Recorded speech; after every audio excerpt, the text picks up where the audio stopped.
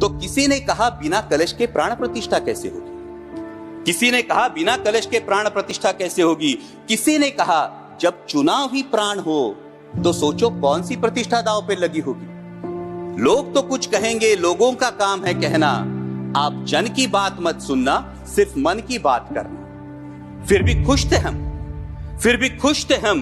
500 साल का सपना जो पूरा हो रहा था, हमारे अंदर का हिंदू भी पूरी तरह से जाग गया था।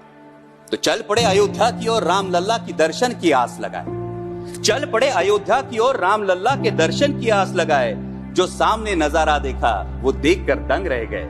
वो 3 मंजिले, 400 खंबे, 32 सीढ़ियां, जय श्री राम का नारा लगाते हुए हम सीढ़ियां चढ़ने लगे।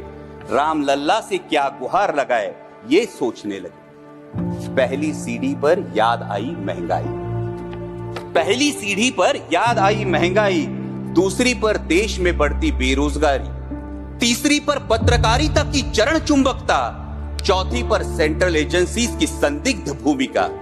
हर सीढ़ी पर कुछ न कुछ याद आ रहा था, हर सीढ़ी पर कुछ न कुछ याद आ रहा था। कहीं 15 लाख का जुमला, कहीं किसानों का आक्रोश था, कहीं महिला कुश्तीगिरों की वेदना थी, कहीं सालाना 2 करोड़ रोजगारों का वादा था, कहीं बढ़ती सांप्रदायिकता थी, तो कहीं चुनिंदा पूंजीपतियों पर मेहरबान हमारी सरकार का चेहरा था। इस वास्तविकता ने झंझोड़ने के बाद, इस वास्तविकता ने झंझोड़ने के बाद भी हम अंधभक्तों की तरह चलते गए।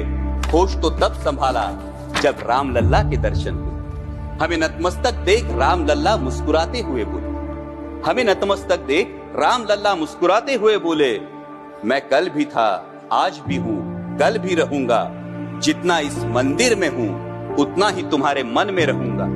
लेकिन याद रखना हमेशा, लेकिन याद रखना हमेशा, मैंने त्रेता युग में रामराज जलाया था, तुम कलयुग में जीते हो जहां संविधान ने गणराज जलाया है। धर्म समाज का किनारा जरूर है, धर्म समाज का किनारा जरूर है, लेकिन देश एक बहती धारा है। किनारे को धारा के बीच में लाया तो प्रवाह अड़ जाता है, प्रगति के पथ से हट जाता है। इसलिए धर्म का ठेकेदार नहीं, पहरेदार बनना चाहिए। इसलिए धर्म का ठेकेदार नहीं, पहरेदार बनना चाहिए। तुम रहो न रहो, वो रहे न रहे, ये देश रहना चाहिए, देश का संविधान रहना चाहिए, देश का लोकतंत्र रहना चाहिए, ये देश रहना चाहिए। जय हिंद, धन्यवाद।